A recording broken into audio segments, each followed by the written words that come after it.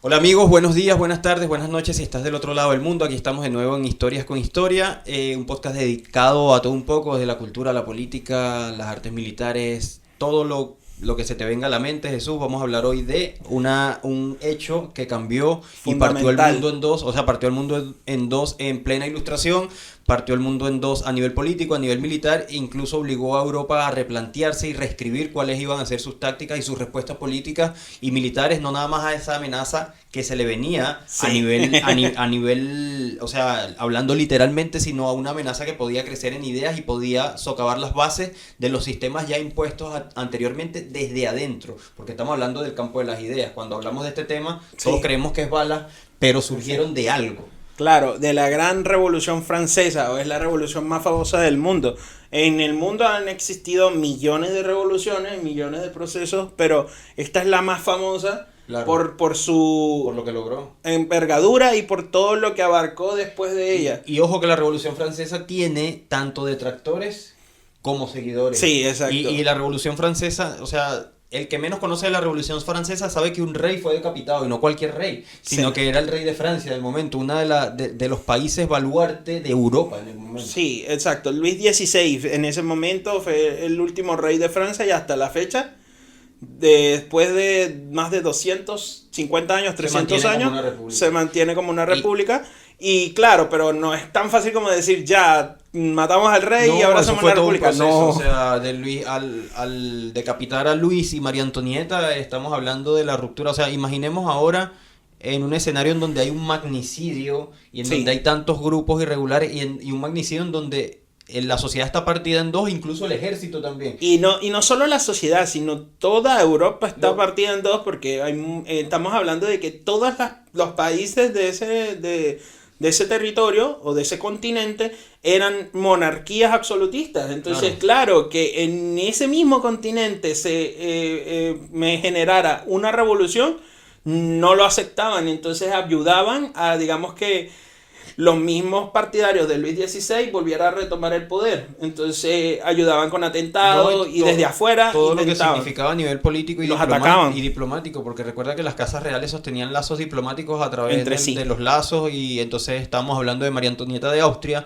y a su vez Austria y el Imperio Austrohúngaro, o sea, es una cuestión bastante compleja lo que detonó, lo que fue el descarte, o sea, la decapitación literalmente en la guillotina de Luis y María Antonieta de Austria. Ahora, veamos, María ¿qué Antonieta de fue Austria lo que es explotó famosa. todo esto? Por la frase, ojo que muchos dicen que es un mito que no Sí. dijo esa frase. Si no comen pan, que coman Si no pastel. tienen pan, que coman pastel, pero Sí. se dice que fue una frase que regaron los revolucionarios y románticos para poder diseminar como una especie de alegoría de la desconexión que tenía María Antonieta Con con el la mundo realidad, real. con la realidad que era una Francia sumida totalmente en el caos, en la pobreza, en el hambre, como muchas regiones de Europa en la época en donde las riquezas estaban concentradas en menos de un 10% de la población, que era el clero, la nobleza y el feudalismo, el señor feudal. Sí, Entonces, pero igual no tenían en la Edad mucha Media. mentira en eso, porque en No, realidad María o sea, Antonieta sí estaba guardada en los castillos, porque por ser una reina extranjera la gente no la quería mucho y ella no tenía conocimiento mucho de cómo era el idioma francés, entonces ella no salía casi nunca. Y de verdad que sí se puede decir que ella como que estaba desvirtuada de la realidad o de lo que estaba viviendo su pueblo.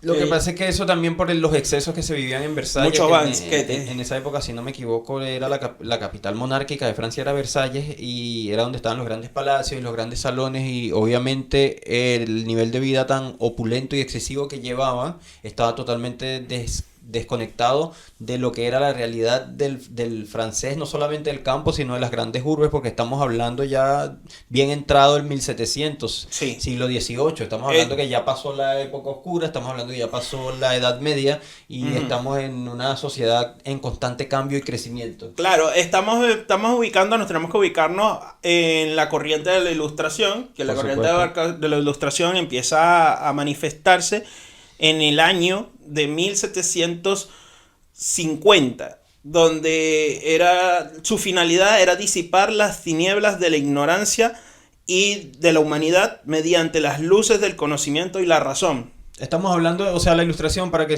las personas se ubiquen un poco, estamos hablando de filosofía pura, de resurgimiento de grandes filósofos que no se veían desde la época de la antigua Grecia. Por ejemplo, tenemos al liberal John Locke en Inglaterra, pero la Ujú. mayoría de los pensadores de la ilustración eran franceses. Tenemos a Montesquieu, tenemos a Rousseau, tenemos a una gran cantidad de personajes que después del estallido de la Revolución Francesa son quienes influencian a los pensadores de las nacientes repúblicas de lo que hoy en día es Suramérica, o sea, Sí, las emancipaciones de Haití, que obviamente Haití fue el primer país de América, de sí, Suramérica y el Caribe en, independizarse. en independizarse, porque obviamente el primer país de América fue Estados Unidos y que también tenía lazos fraternos con la Francia republicana de aquella Claro, época, cuyos el grito de guerra, no, el lema era igualdad, hermandad y fraternidad, pero claro. unidos bajo una república. Y imagínate, la ilustración tenía también, digamos que su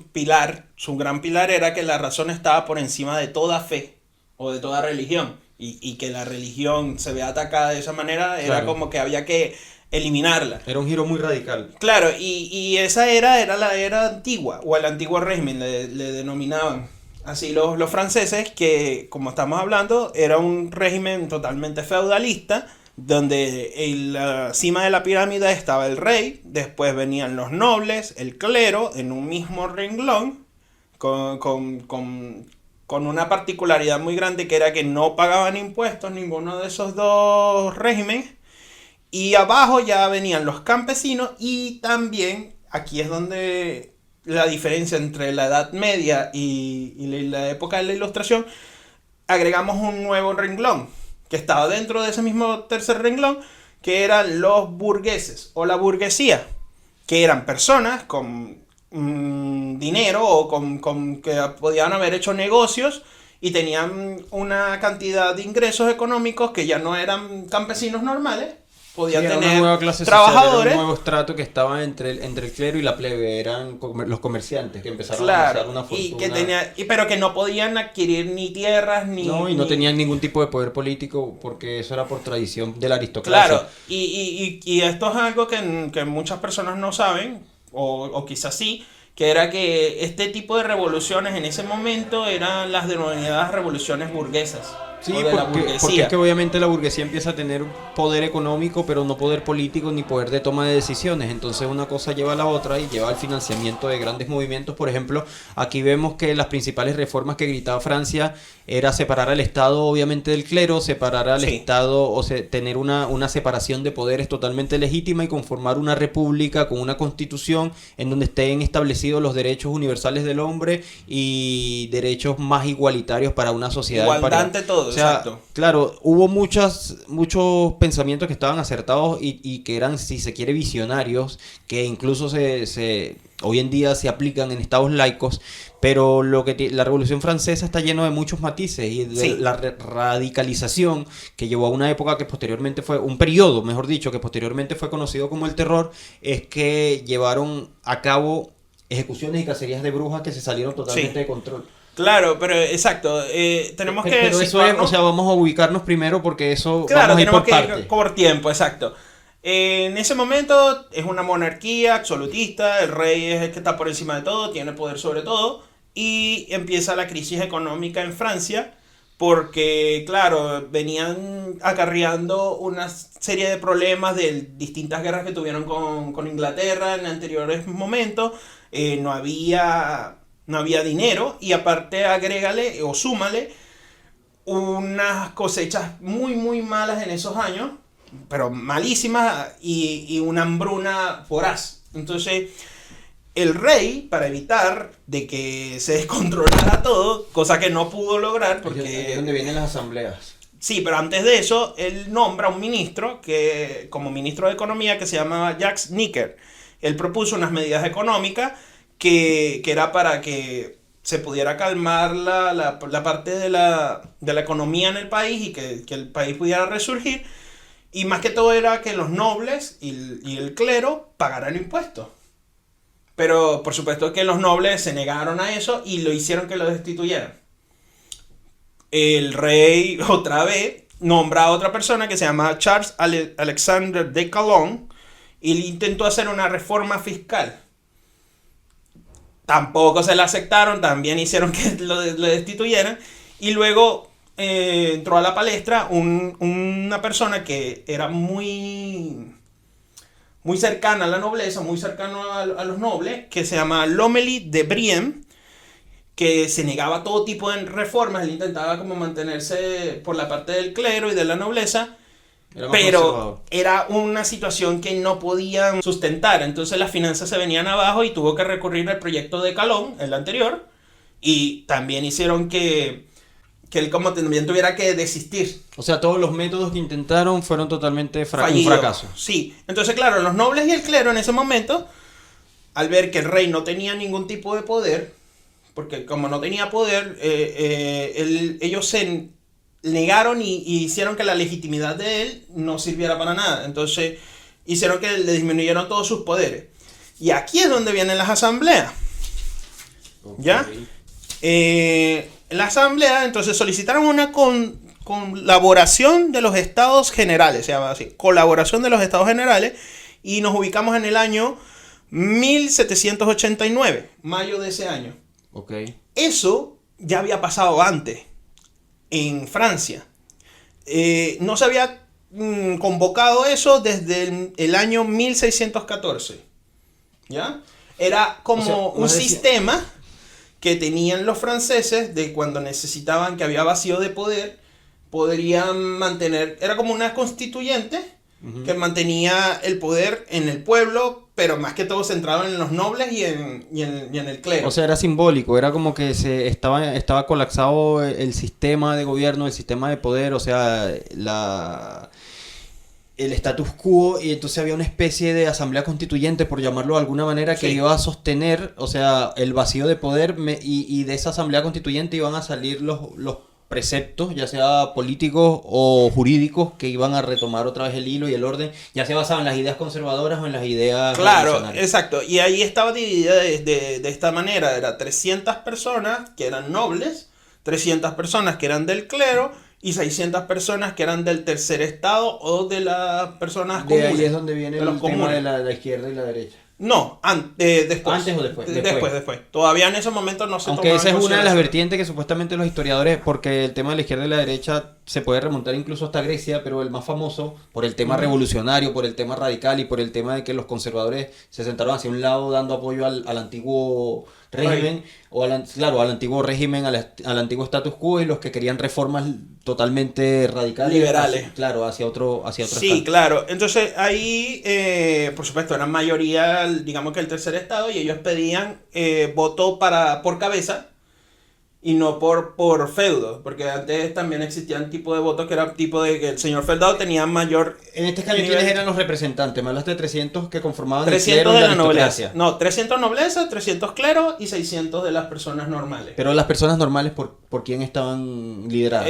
Campesinos, ahí no había distinción. Campesinos, burgueses o personas. O sea, estas personas que no tenían ningún tipo de conocimiento llegaban y entraban, o sea, era como para que tuvieran representantes, como una especie de sindicato. Sí, vengan, el pueblo estaba escuchando, el pueblo está participando. Exactamente, o sea, pero claro, como el rey desestimó todo eso. Pero era un hecho simbólico, populista, como para que el pueblo sintiera que tenía una voz ahí. Sí. Entonces es muy parecido a lo que pasa ahora en muchos sistemas políticos de aquí, sobre todo de América Latina. Exacto, el rey desestimó todo lo que se aclaró en esa asamblea. Estás hablando, es para no, disculpa te interrumpa tanto, es para no perderlo. Esta es la tercera asamblea. No, la primera. La primera, o sea, la segunda históricamente después de la de 1600 y tanto. Es la primera de la revolución. Exactamente. Es la primera de la revolución. La primera de la revolución como tal. ¿Es en la tercera o en cuál es donde aparece Robespierre? En la tercera, si no me equivoco. Tercera o cuarta. Pero aquí yo las tengo todas anotadas. Claro, vamos a ir por parte entonces. Claro, aquí el rey desestima todo lo que se llegan en acuerdos en esta asamblea, en esta convocatoria de los estados generales, y el tercer ramo, que digamos que era el tercer estado de las personas de a pie, y sobre todo los burgueses,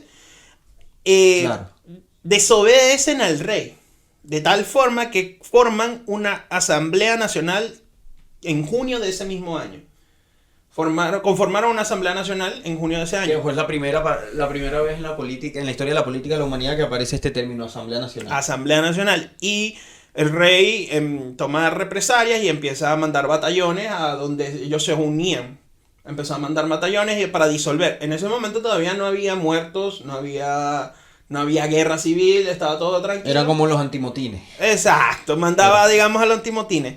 Ellos, la única forma de que pudieron mantenerse o pudieron hacer sucesiones es que se acercaron a un lugar donde estaban los nobles. Ojo, que en estos antimotines había un nombre que después vamos a recordar durante Sí, muchos muy años, famoso. que es Napoleón Bonaparte. Sí, ¿cierto? de ahí Porque él viene. Claro, de la milicia francesa. De la milicia. Se acercaron a donde estaban los nobles, donde jugaban pelota, y ellos hicieron un pacto que se denomina el pacto de la pelota, que era que ellos juraron de que hasta que no salieran de este sistema no iban a desistir en su proceso. En sus pretensiones, Exacto. en su protesta, digámoslo así. Exacto. El 9 de julio de mismo año, ahí es donde se conforma la Asamblea Nacional Constituyente. Ya. La primera. Esa abarcó desde el año 1789 al 1791. ¿Ya? 2 años en eso. 2 añitos haciendo la constituyente de una nueva constitución. ¿Ya? Luis XVI. No se me olvidó comentarte que el primer ministro de Economía empezó a tomar auge. La gente empezó a quererlo. Y para que él calmara las aguas Pero con las porque sus personas. reformas empezaron a ser un poco más, o simplemente era que tenía Apoyo simpatía, popular, tenía apoyo popular. Exacto, tenía apoyo popular. Entonces, Luis XVI lo nombró otra vez ministro no por de Economía. resultados, sino porque simpatizaba con la Con mayoría. las personas. Entonces, claro, lo nombró otra vez ministro de Economía, pero en el 1791, Luis XVI destituye a ese ministro. A Me Níquel. imagino que al ver que era, claro. Lo destituyó, y cuando lo destituyó, las personas lo tomaron como que eso fue un autogolpe de Estado.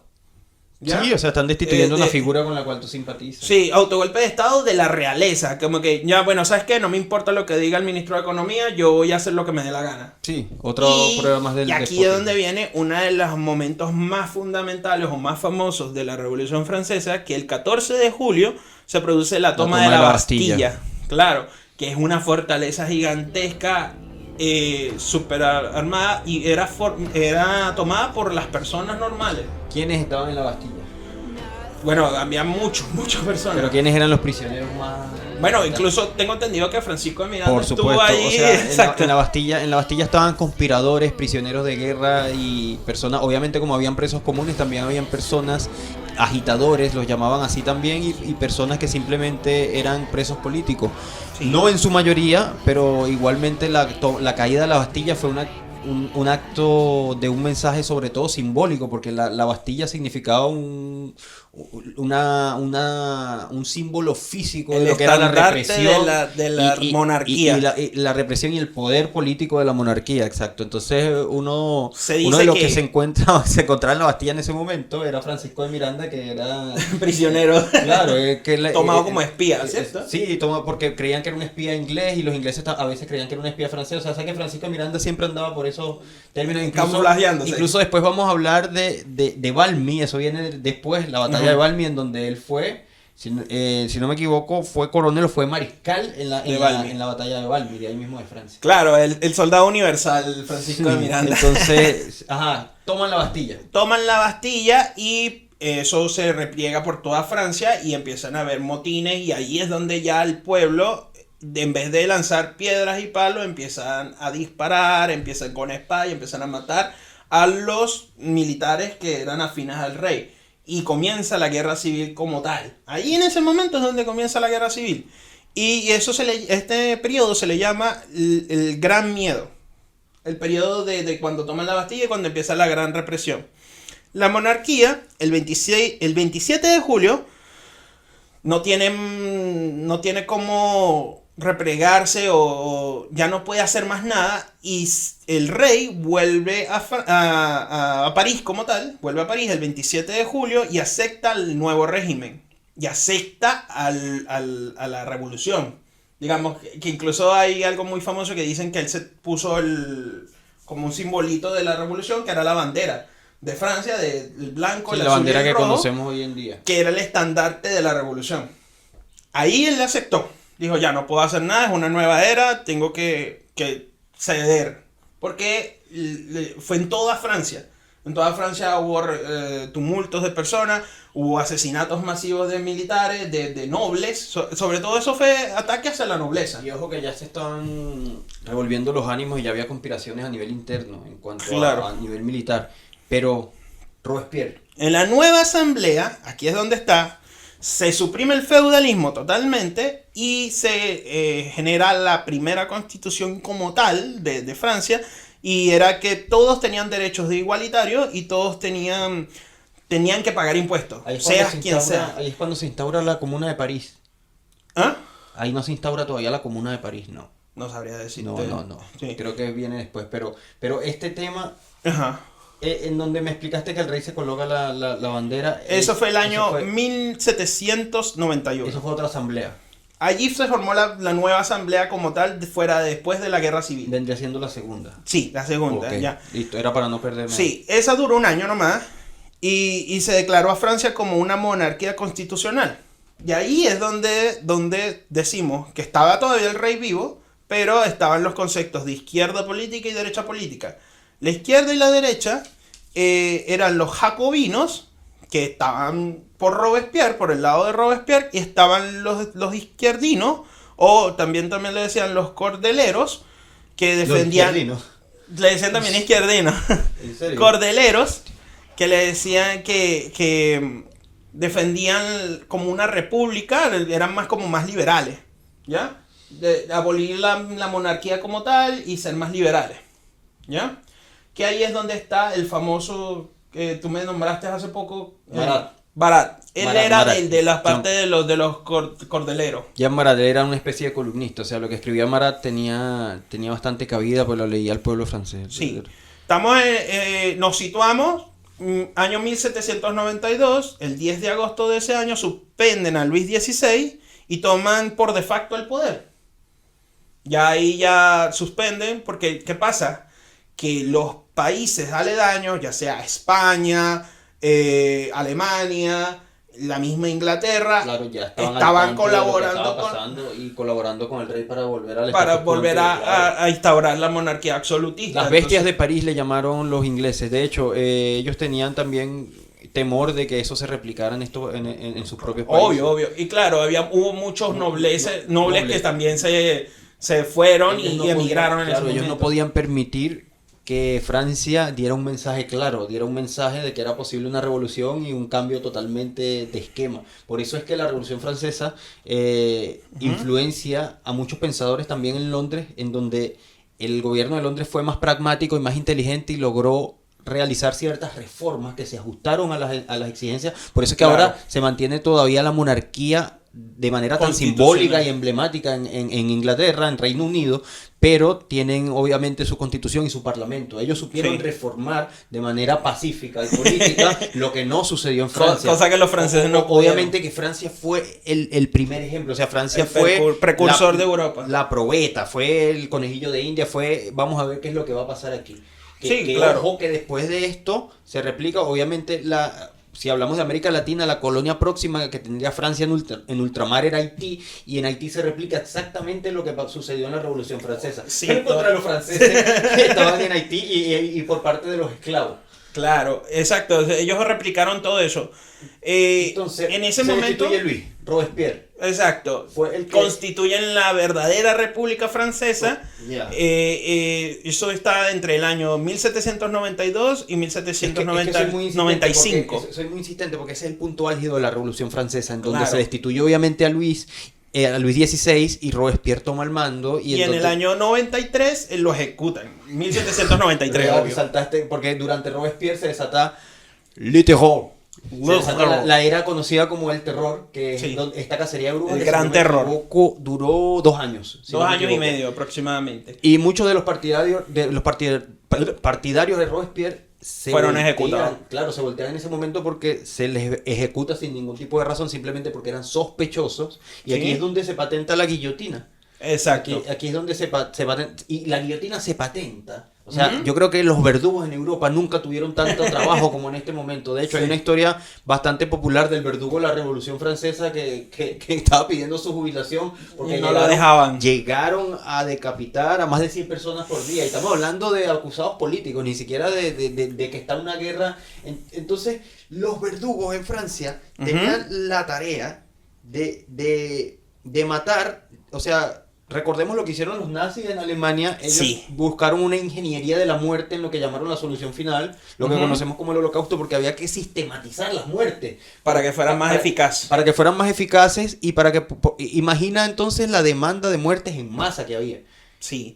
Y bueno, el mismo Luis XVI en ese instante era tan gordo, que ese es el dato curioso del día, que era tan gordo, que cuando le lanzaron la guillotina, le tuvieron que lanzársela 2 veces porque no le cortaron la cabeza en una sola vez. Ahora, a ese nivel de gordura que tenía ese otro dato rey. histórico que se me ocurre acá, no han decapitado a otro rey en la historia, por lo menos en la historia moderna. Sí. Y sería entonces este verdugo, hay que buscar el nombre del verdugo de Luis XIV porque sería el único verdugo en cortarle la cabeza a un rey. A un rey. Esto es algo totalmente sin paradigmas en la historia, aparte que a Luis XVI y a María Antonieta. Y este sistema... Que se dice que entró con la cabeza en alto María sí, Antonieta. Sí, con su dignidad. Inclusive en la película nueva que se va a estrenar ahorita de Napoleón, en el tráiler se ve a María Antonieta llegando a la guillotina así la película luce espectacular, pero he visto varias críticas de los historiadores, porque es que nada es perfecto y siempre los historiadores están... Que en ese momento la decapitación de María Antonieta no estaba Napoleón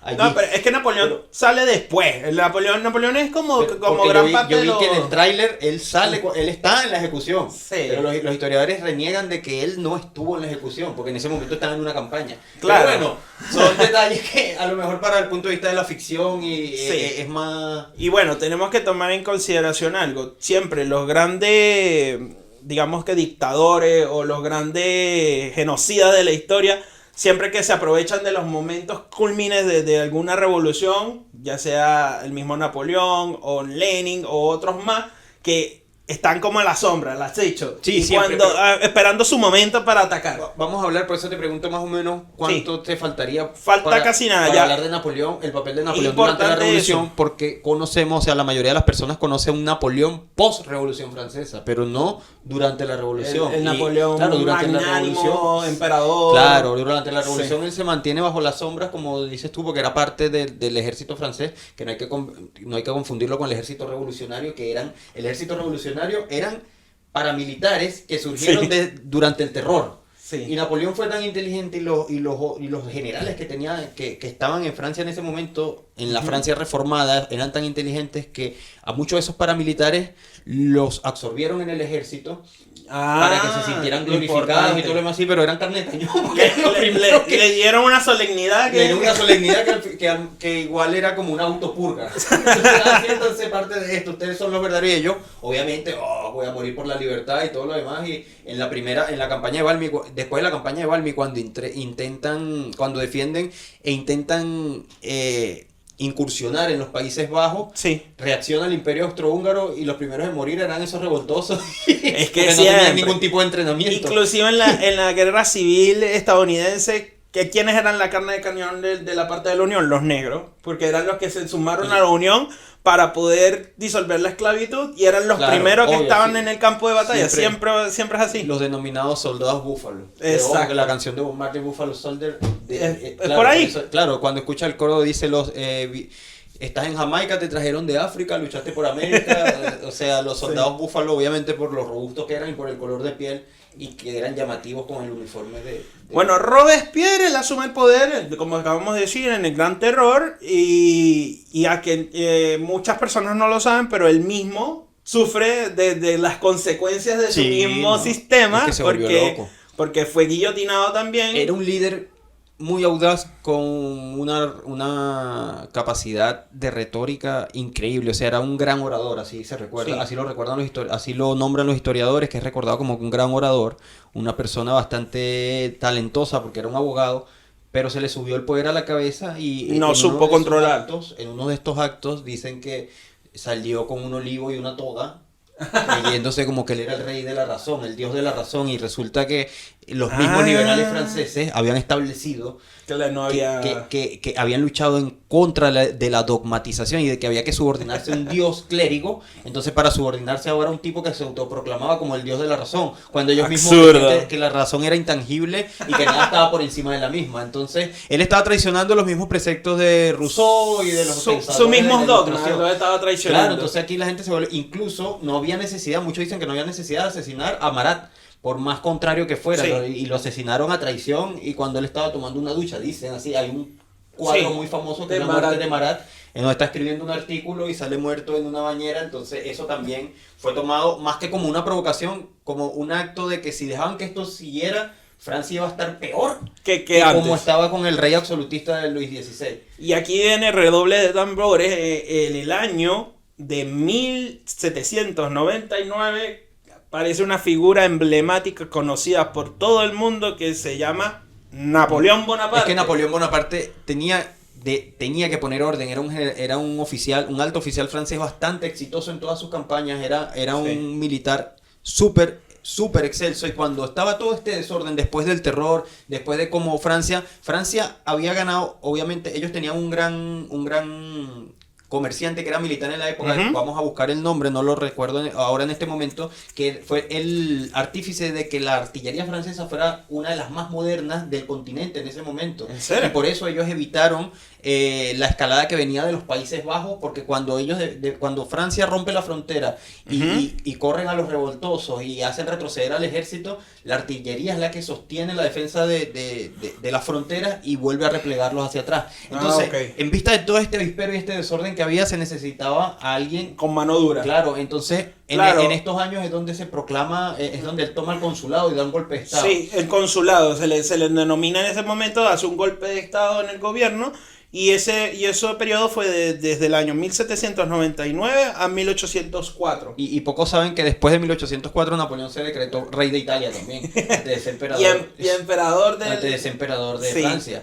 Wow, mira, de verdad que Napoleón, yo quiero que me cuentes más de él porque... Napoleón iba tan en serio y dio un mensaje bastante claro al decir, yo no voy a ser como Robespierre, que cuando él se proclama emperador, él invita al Papa a su coronación y como invitado. Y recordemos que el Papa en en el momento de la Europa, de los poderes, de los reyes, de las casas reales, el Papa muchas veces era quien imponía la corona a la realeza. Sí, pero creo que tengo entendido que incluso Napoleón secuestró a un papa antes del papa que estuvo en ese momento y se le murió en el proceso del secuestro, fallece. Y el papa subsiguiente, en ese momento ninguno quería tomarse papa y duraron 6 meses sin papado. No hubo papado. Pero es que Napoleón fue una especie de piedra en el zapato para el status quo europeo en todos lados. Y cuando Napoleón se autoproclama emperador y el papa solamente un espectador, es un mensaje bastante claro. Es un mensaje de que yo soy el Estado prácticamente. Y luego siendo él como emperador, conduciendo unas campañas tan exitosas, los países vecinos y sobre todo Inglaterra estaba muy preocupada con lo que estaba pasando en ese momento. Y Napoleón obviamente era un megalómano, pero era exitoso. Y tuvieron que crear una gran alianza, o sea, Prusia, lo que ya se conocía como Prusia, parte del Imperio Austrohúngaro y el Imperio Británico, tuvieron que unirse para hacerle frente a Napoleón, que es en la batalla de Waterloo, donde recientemente tiene un gran revés con el Duque de Wellington. El Duque de Wellington, y ahí es donde viene uno de los grandes misterios de Napoleón, o de que las personas piensan que Napoleón era un enanito, o una persona pequeña que tenía... El Duque de Wellington incluso era más bajo que él. Exacto, pero eso lo hicieron divulgarlo los mismos... Claro, hay dos cosas ahí, es la propaganda negativa, o sea, la antipolítica, la propaganda negativa de un libro. O sea, si tú eres un megalómano, una persona que te crees por encima de los demás, tu ego está por las nubes. La manera de ridiculizarlo es caricaturizarlo. O sea, el día de hoy vemos caricaturas de políticos que... Entonces, una persona con un gran ego, físicamente lo ponían como un enano, y aparte de que lo ponían como si tuviera una baja estatura, y mucha gente también se lo creía. Él estaba también rodeado, la guardia de honor de Napoleón, como por decir los guardaespaldas más personales de Napoleón, eran personas totalmente altas. Y obviamente, pero Napoleón tenía un buen estándar de estatura para la época. Para la época era una persona normal. Era del estándar, era el estándar del hombre promedio, era la estatura del hombre promedio, incluso un poquito más. Era, como te digo, era más alto, creo que 2 o 3 centímetros que el Duque de Wellington. Sí. En la batalla de Waterloo pierde, ¿cierto?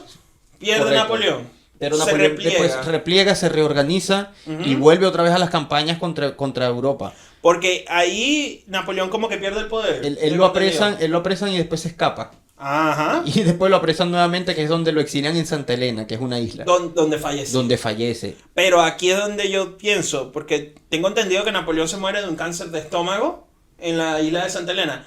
Pero hay muchas personas que dicen que lo envenenaron porque ya estaba Pudiera intentando ser. organizar otra Sí, nueva. y tenía mucho apoyo, es que Napoleón Sí. tenía mucho apoyo. Estamos hablando de que no solamente era apoyo en Francia, tenía apoyo de republicanos y revolucionarios alrededor de Europa. Y bueno, para ir cerrando el tema, Napoleón igual Ajá. dejó un legado, no es que en los pocos años que estuvo, como decir, en la palestra, Napoleón se le atribuye la verdadera separación del Estado, Ajá. del clero, de cualquier tipo de organización loca como la tenía Robespierre. Sí. Entonces divide el Estado en los Ujú. poderes, o sea, tienen un parlamento División independientemente de poderes. independientemente de que él haya sido incluso criticado por los mismos líderes que lo aplaudieron, como Simón Bolívar, por ejemplo, que dijo que era un déspota, estuvo en su coronación y dijo que lo admiraba, pero que ya se había convertido en un déspota. Pero Napoleón pudo levantar un parlamento, pudo separar al Estado y pudo promulgar una cadena de leyes y de estatutos jurídicos que se conocieron como el Código Napoleónico. Y ojo, cuando Wow. hablo del Código Napoleónico, porque está vigente en nuestros días, Ujú. yo que estudié Derecho, el Código Civil, por ejemplo, de Venezuela, de Chile, de Argentina, vienen del Código esa parte, Napoleónico. de ese Claro, código. porque tenemos dos vertientes en el mundo occidental del derecho, que es el derecho anglosajón, que es el que Ujú. se desprende de Gran Bretaña, que es donde vemos a los jueces con las pelucas blancas, que es lo que se mantiene vivo en algunas partes de Estados Unidos. Medio caricaturesco eso. Claro, y tenemos lo del Código Napoleónico, donde vienen los códigos civiles y códigos penales que obedecen a las bases que sentó el Código Napoleónico, que ya no era, tú le debes esto al rey, las tierras son del rey, no, ya estamos hablando de partición de tierra, ya estamos hablando de título de Partición de propiedad, bienes. estamos hablando desde título de propiedad hasta sentencias por robar, que obviamente después se despegan el Código Civil y Código Penal, pero todo parte de la base del Código Napoleónico, es el legado que tenemos incluso Claro. hasta nuestros días.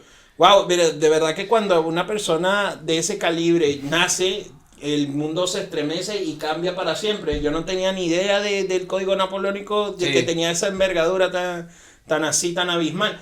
Y de verdad, bueno, yo creo que aquí con esto cerramos y vamos a invitarlos igual a ver la película cuando lleguen cine, estoy esperándola también para ver a Napoleón la vamos a ver absolutamente. interpretado por Joaquín Phoenix.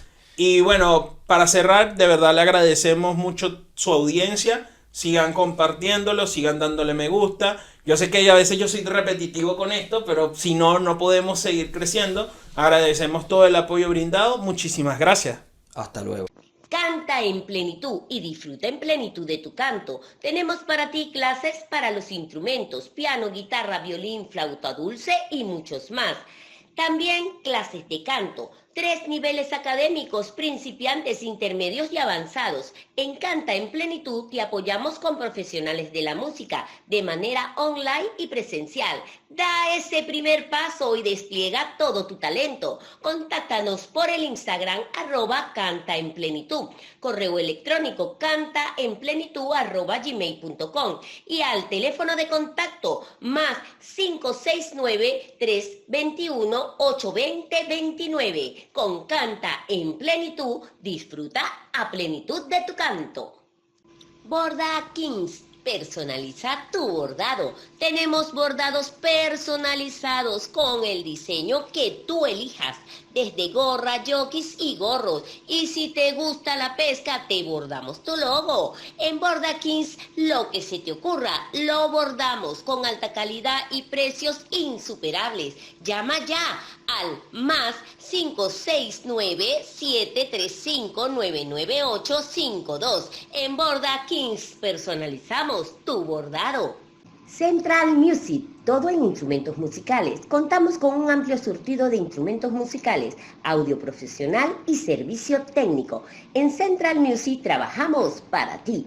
Estamos ubicados en la avenida San Diego, 171, Santiago Centro. También puedes escribirnos al correo ventas@centralmusic.cl o por la web www.centralmusic.cl. Teléfono de contacto más 569-891-49158. Central Music, Todo en instrumentos musicales.